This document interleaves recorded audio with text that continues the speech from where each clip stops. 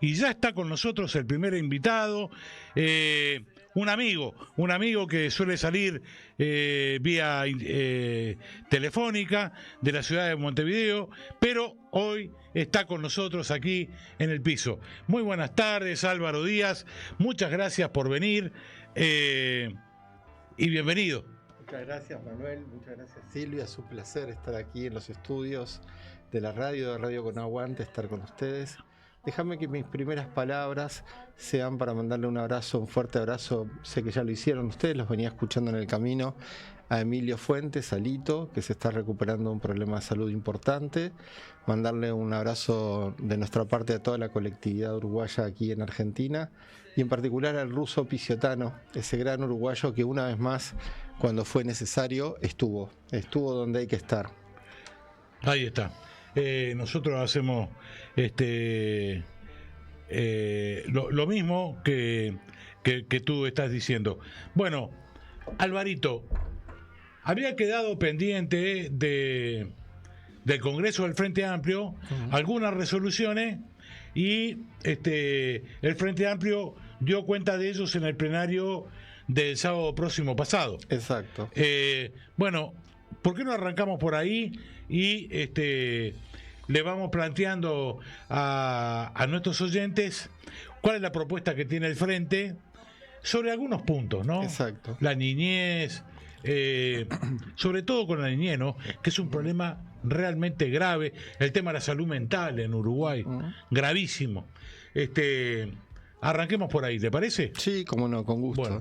En primer lugar, decir que el Frente Amplio no es que elabora un programa de un día para el otro, sino que es una elaboración colectiva, una elaboración en la que participaron literalmente miles de frente amplistas y de compañeras y compañeros frente amplistas a lo largo y a lo ancho de todo el país, que empezó con el proceso de autocrítica que hicimos en los años incluso de pandemia, 2020, 2021, parte de 2022, con aquella experiencia que se llamó El Frente Te Escucha, donde el Frente Amplio, sus autoridades, sus compañeras, los compañeros de los comités de base recorrieron todo el país, palmo a palmo, pueblo a pueblo, como hacía Tabaré antes, recorriendo como hicieron todos los candidatos del Frente a lo largo de su historia, desde el general Sereñi para aquí, recorriendo y hablando cara a cara con la gente.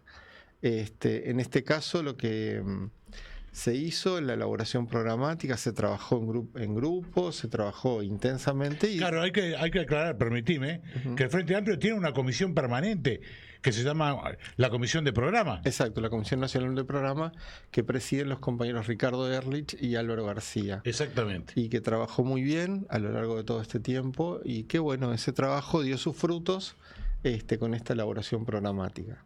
Elaboración programática que es imposible hoy, como tú decías, abarcar todos los temas que están mencionados, que están trabajados, pero que tiene énfasis en programáticos. A mí me gustaría hoy mencionar tres que son muy caros, muy importantes, muy en otros programas, seguramente desde Montevideo podremos seguir con los demás énfasis programáticos. Pero tú empezabas con la infancia, con la niñez y adolescencia. En Uruguay la pobreza tiene cara de mujer, joven, y de niñas y niños, fundamentalmente, y adolescentes. Es una seña de identidad que lamentablemente se ha profundizado en el gobierno de la calle Pou, que ha desatendido a la infancia, a la niñez y a la adolescencia, que ha desatendido a las mujeres jefas de hogar. No es una sorpresa, ¿no? Aquí en Argentina es insultante como Milei lo está haciendo también. Sí, sí. Está dejando afuera a esos sectores, a los sectores más...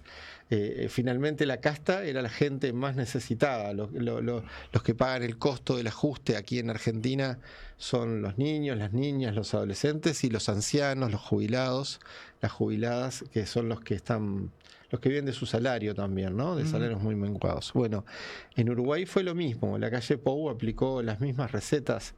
Por algo son tan amigos, por algo son ideológicamente de la misma familia. En Uruguay, un país en donde mucha gente lo mira y dice, bueno, pero tiene equilibrios macroeconómicos muy importantes, eso sí, pero la microeconomía, la cotidiana, no. Yo no me cansaré de repetir que Uruguay tuvo lo hemos hablado, Manuel, en otros programas, el el dudoso privilegio de haber sido un país en donde hubo un ajuste fiscal en el medio de la pandemia. El único en todo el mundo. El único. Donde... Ni siquiera se animaron en esos pobres países de África, ¿no? Sí, Con el respeto que yo les tengo al continente africano. El único, este tipo. Este tipo, de tarifas. Un Herrera, ¿no? Y donde el herrerismo, el gobierno multicolor, el herrerismo, el Partido Colorado, el Partido de la Gente, el Partido Independiente y Cabildo Abierto, ¿eh? Todos son cómplices, todos juntitos, todos en línea son cómplices de que en Uruguay, en la pandemia, todo el respaldo que se hizo a los sectores más carenciados fue el equivalente a 2,5 kilos de carne picada. Eso, 1.200 pesos uruguayos, o sea, $30 a valores actuales. Eso fue todo el apoyo. Y terminó la pandemia y se terminó. O sea, rapidísimamente quitaron ese respaldo a esos sectores. Bueno, y eso tiene consecuencias. Tiene consecuencias que hoy un país que tiene una inflación controlada, el dólar a un precio controlado, todas sus variables macroeconómicas controladas, tiene niñas, niños, adolescentes y mujeres jefas de hogar que viven en la pobreza y en la extrema pobreza, ¿eh?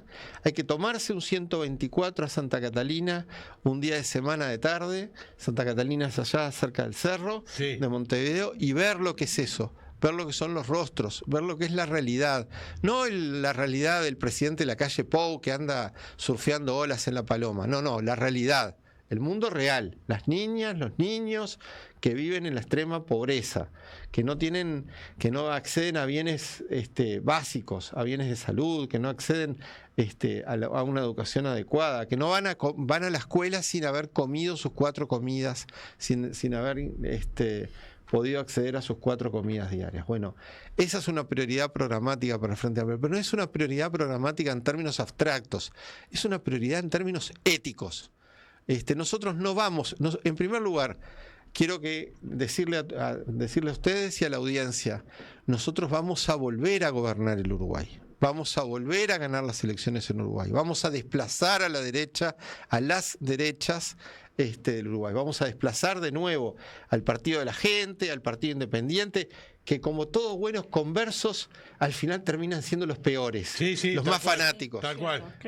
Los conversos siempre son los peores, son los más fanáticos, pues necesitan como volver a legitimarse.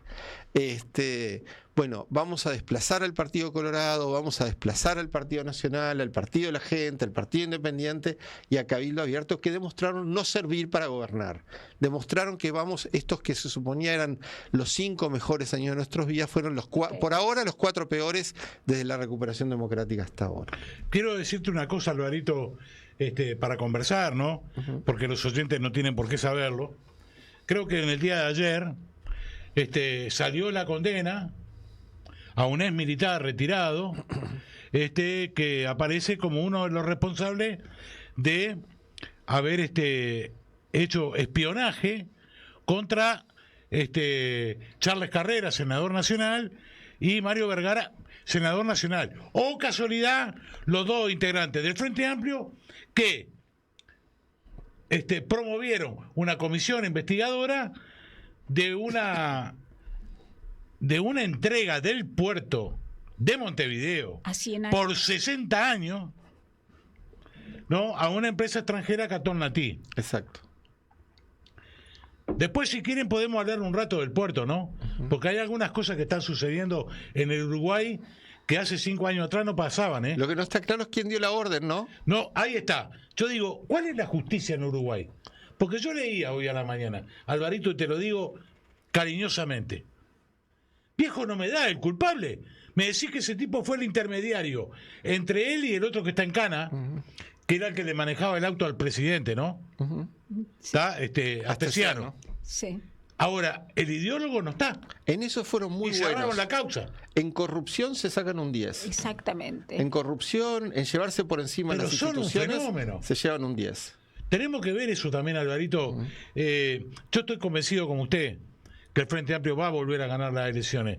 Pero algo vamos a tener que hacer con la justicia en Uruguay, ¿eh? Sí. Porque así como está, esto de los juicios abreviados, porque además, esa fiscal, ¿no? la que hizo el juicio abreviado, es candidata hoy del Partido Nacional, ¿no? Gabriela Fossati. Sí. Gabriela, bueno.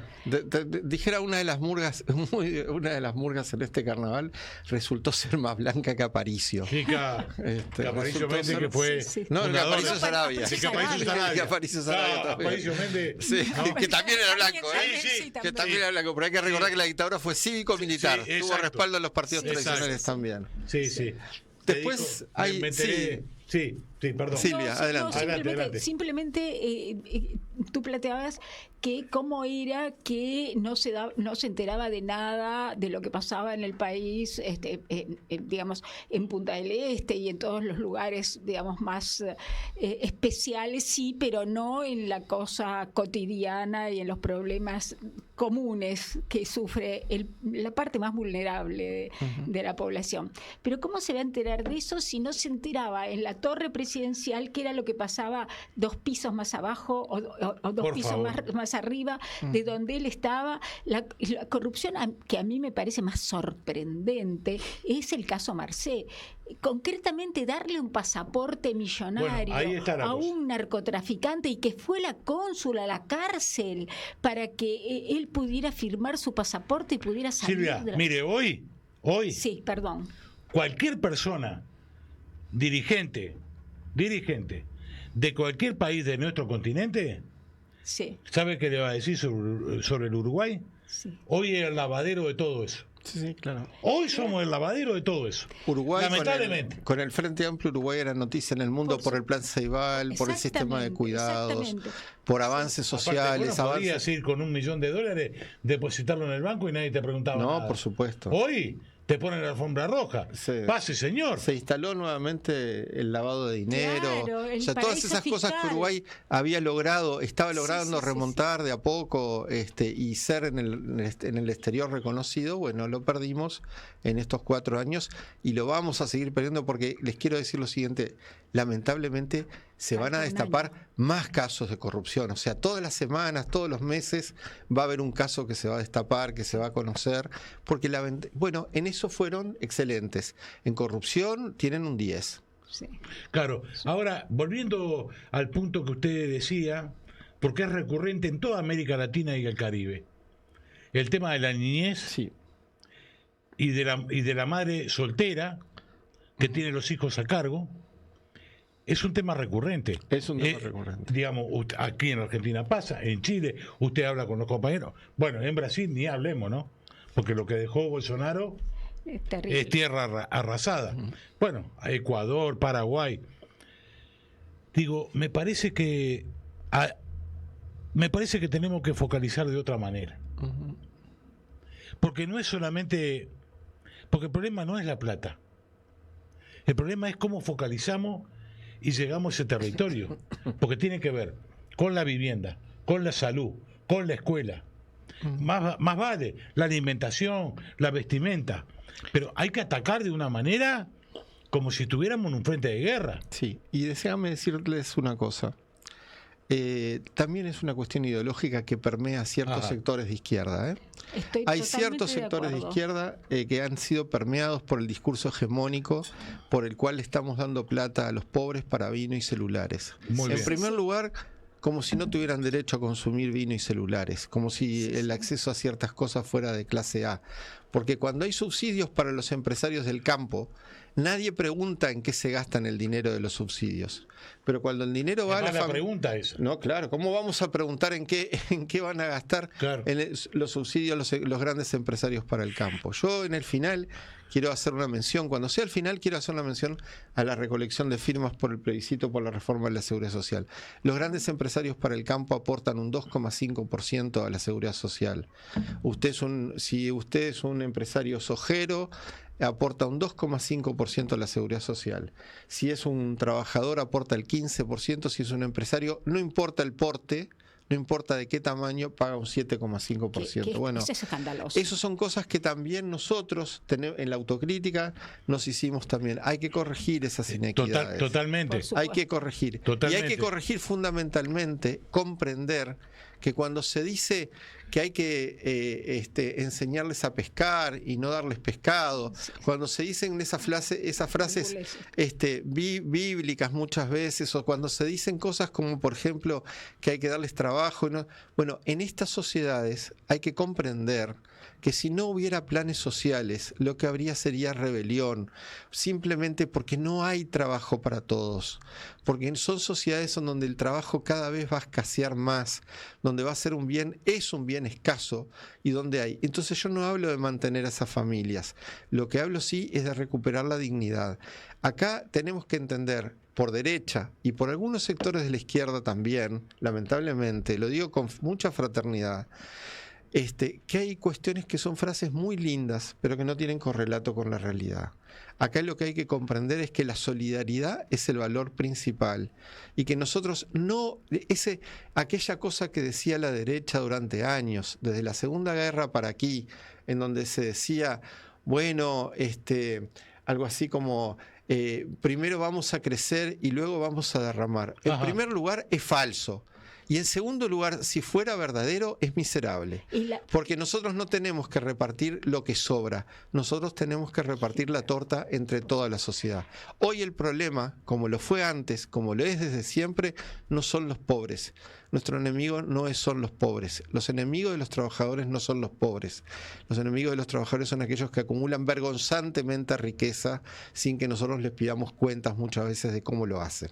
Y que hemos permitido, y me hago cargo, hemos permitido que también la fuguen, que se la lleven afuera. Sí, claro. Lo hemos permitido. Nos hemos equivocado. Totalmente de acuerdo Nos contigo, pasa Alvarito. como con Pedidos Ya. Es una empresa a la que le hemos aportado subvenciones para que se instalara en Uruguay y de un día para el otro despide a 250 trabajadores. No, ese tipo de inversiones yo para qué las quiero. Exacto. Claro. Hay una cosa que vos dijiste que me parece que tiene que calar hondo en la izquierda uruguaya y también en la del resto de América, porque es un punto de quiebre. Hay algunas cosas que nos dimos cuenta en la década ganada de que derramos. No es solamente el consumo lo que cambia, tiene que cambiar la cabeza de la gente. Exacto. Y una de las cosas es el tema de la distribución y no dejarse cuestionar. Nosotros vinimos para cambiar, no vinimos para hacer arreglarle una cosita a la gente hasta ahí nomás. No, hermano.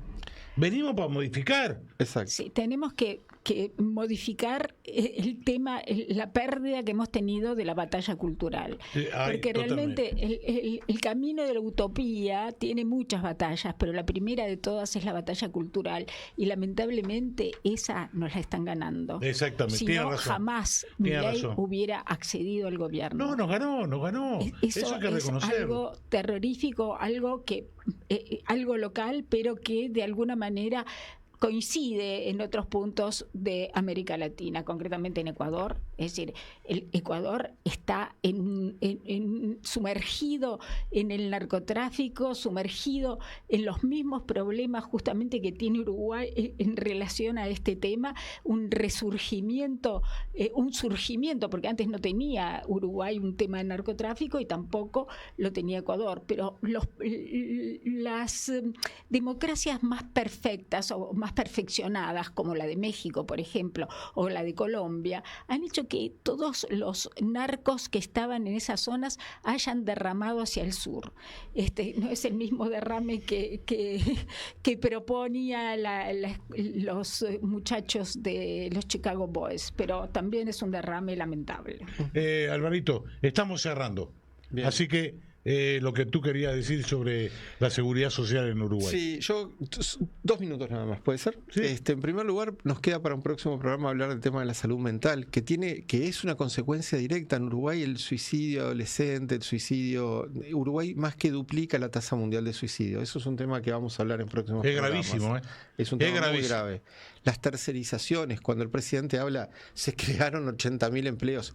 Por favor, ¿en qué condiciones son los empleos que se crean? ¿Y cuánto ganan? ¿Y cuánto ganan, ¿Y cuánto ganan? Menos de 25.000 pesos uruguayos, la inmensa mayoría. Y quiero decirles, ahora sí, en el minuto final, decirles lo siguiente. En Uruguay va a haber un plebiscito vamos a alcanzar las firmas necesarias para establecer 3 principios en la Constitución de la República. En primer lugar, que la gente pueda jubilarse a partir de los 60 años, porque es muy cómodo para un asesor pagado por, quién sabe, por las AFAPs, y eso decir, no, hay que trabajar más porque vivimos más. Sí, si hubiera trabajo, bárbaro, pero no lo hay. Claro. Entonces, hacer que la gente esté penando hasta los 65 años para poder jubilarse es de alguna manera condenatorio. Bueno, vamos a volver a que la gente pueda acceder a una jubilación a partir de los 60 años.